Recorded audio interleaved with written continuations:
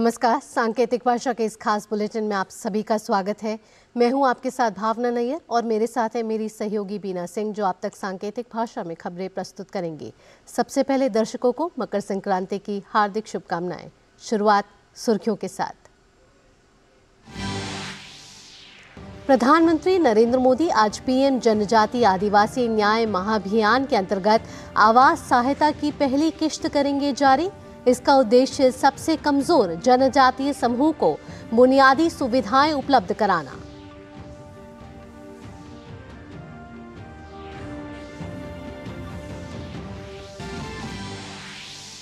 विदेश मंत्री doctor S Jaishankar Iran दौरे पर अपने समकक्ष हुसैन अमीर उब्दाहलियान के साथ करेंगे मुलाकात। दोनों नेता द्विपक्षीय, क्षेत्रीय और वैश्विक मुद्दों पर करेंगे विचार विमर्श।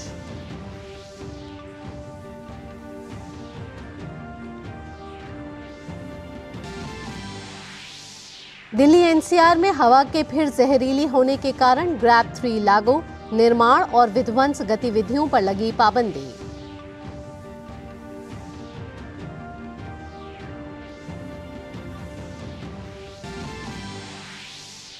ठंड और कोहरे की चपेट में पूरा उत्तर भारत। यूपी में शीतलहर के कारण लखनऊ और गौतम बुद्ध नगर में कक्षा 8 तक के सभी स्कूल 16 जनवरी तक बंद।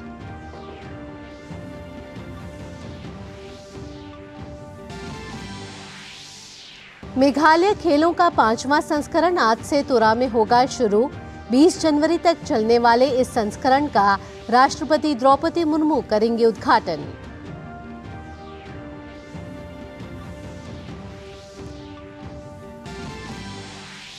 और देश भर के कई भागों में आज भी मनाया जा रहा है मकर संक्रांति का त्योहार। श्रद्धालु लगा रहे हैं घाटों पर आस्था की डुबकी।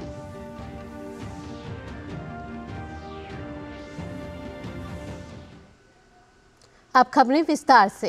प्रधानमंत्री नरेंद्र मोदी आज वीडियो कॉन्फ्रेंसिंग के माध्यम से प्रधानमंत्री जनजातीय आदिवासी न्याय महाअभियान पीएम जनमन के अंतर्गत प्रधानमंत्री आवास योजना ग्रामीण PMAVI जी के 1 लाख लाभार्थियों को पहली किस्त जारी करेंगे। प्रधानमंत्री इस अवसर पर पीएम जनमन के लाभार्थियों से भी बातचीत करेंगे। प्रधानमंत्री जनमन का आरंभ 15 नवंबर 2023 को जनजातीय गौरव दिवस के अवसर पर अंतिम छोर पर मौजूद अंतिम व्यक्ति को सशक्त बनाने के प्रयासों के अनुरूप विशेष रूप से कमजोर जनजातीय समूह के सामाजिक आर्थिक कल्याण के लिए किया गया है। प्रधानमंत्री जनमन का बजट 24,000 करोड़ रुपए का है। इसका उद्देश्य सबसे कमजोर जनजातीय समूह को बुनियादी सुविधाएं उपलब्ध कराना है। इसमें सुरक्षित आवास, स्वच्छ पेयजल, बेहतर शिक्षा, स्वास्थ्य और पोषण, बिजली, सड़क, संचार जैसी सुविधाएं तथा टिकाऊ आजीविका अवसर उपलब्ध कराना शामिल है।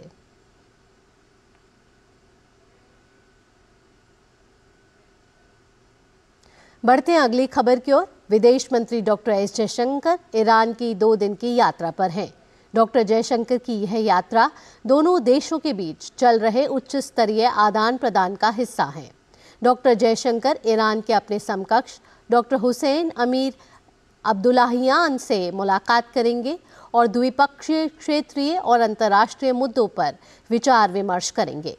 विदेश मंत्रालय ने एक बयान में कहा है कि दोनों नेताओं की बातचीत में राजनीतिक सहयोग, आपसी संपर्क और आम जनता का सुदृढ़ संबंध मुख्य मुद्दों में शामिल होंगे। राष्ट्रपति द्रौपदी मुर्मू आज से मेघालय और असम के 3 दिन के दौरे पर रहेंगी। यात्रा के पहले दिन राष्ट्रपति मुर्मू तुरा के पीए संगमा स्टेडियम में मेघालय गेम्स का शुभारंभ करेंगी। मंगलवार को वे बालजेक हवाई अड्डे पर स्वयं सहायता समूह के सदस्यों को संबोधित करेंगी और वर्चुअल माध्यम से नए एकीकृत प्रशासन परिसर की आधारशिला रखेंगी। मंगलवार को ही मोफलांग में राष्ट्रपति मुर्मू एक जनसभा को भी संबोधित करेंगी और वर्चुअल माध्यम से उन्नत सड़क परियोजनाओं का उद्घाटन करेंगी। अब खबर मौसम से जुड़ी हुई। देश की राजधानी दिल्ली में प्रदूषण एक बार फिर से गंभीर स्तर पर पहुंच गया है। रविवार को AQI का लेवल 458 तक पहुंच गया, जिसके मद्देनजर ग्रैप स्टेज 3 को तत्काल प्रभाव से लागू कर दिया गया है। इसके तहत दिल्ली में BS3 पेट्रोल और BS4 डीजल की गाड़ियां नहीं जा सकेंगी। इसके साथ ही निर्माण कार्य, बिल्डिंग तोड़ने और अन्य कार्यों पर रोक लगी रहेगी।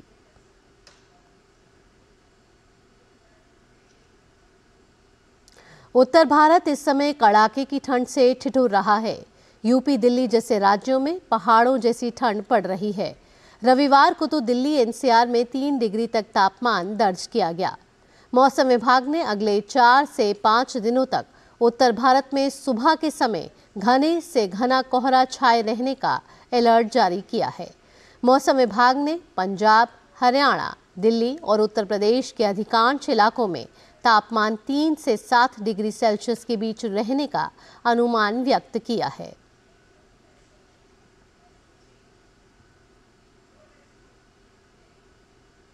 शीतलहर की वजह से उत्तर प्रदेश के गाजियाबाद जिले में कक्षा नर्सरी से 12वीं तक सभी स्कूल 16 जनवरी तक बंद रहेंगे। वहीं लखनऊ और गौतम बुद्ध नगर में भी कक्षा 8 तक के सभी स्कूल 16 जनवरी तक बंद रहेंगे। इसके साथ ही आगरा में भी 5वीं कक्षा तक के स्कूलों की छुट्टी 20 जनवरी तक बढ़ाई गई है। कड़ाके की ठंड के मद्देनजर चंडीगढ़ प्रशासन ने भी स्कूलों की छुट्टियां बढ़ाने का फैसला किया है। चंडीगढ़ में 8वीं कक्षा तक के सभी स्कूल 20 जनवरी तक बंद रहेंगे।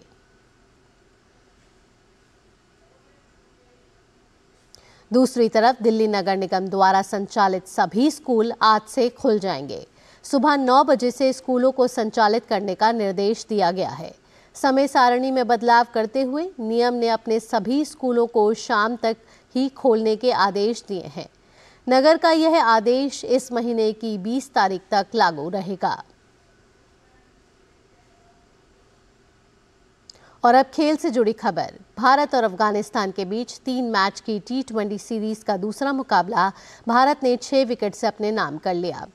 भारत को जीत के लिए 173 रन की दरकार थी, जिसे टीम ने 15 ओवर और 4 गेंदों में 4 विकेट खोकर 173 रन बनाकर हासिल कर लिया। भारत की शुरुआत अच्छी नहीं रही और कप्तान रोहित शर्मा 0 पर पेविलियन लौट गए।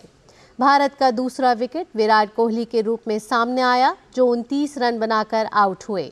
लेकिन इसके बाद यशस्वी जायसवाल और शिवम दुबे ने तेजी से रन बनाए। इससे पहले टॉस जीतकर भारत ने अफगानिस्तान को बल्लेबाजी का न्यौता दिया।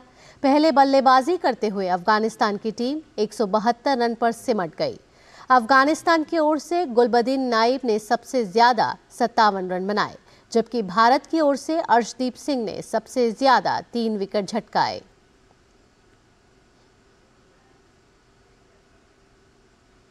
देश भर के कई भागों में आज भी मकर संक्रांति का त्योहार मनाया जा रहा है।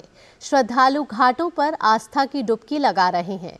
मकर संक्रांति के उत्सव पर उत्तर प्रदेश के मुख्यमंत्री योगी आदित्यनाथ ने गोरखनाथ मंदिर में पूजा अर्चना की।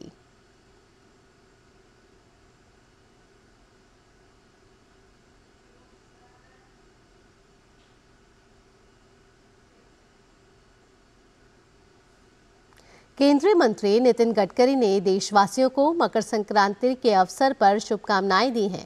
एक्स पर दिए अपने संदेश में केंद्रीय मंत्री ने कहा है कि समस्त देशवासियों को मकर संक्रांति के पावन पर्व की हार्दिक शुभकामनाएं।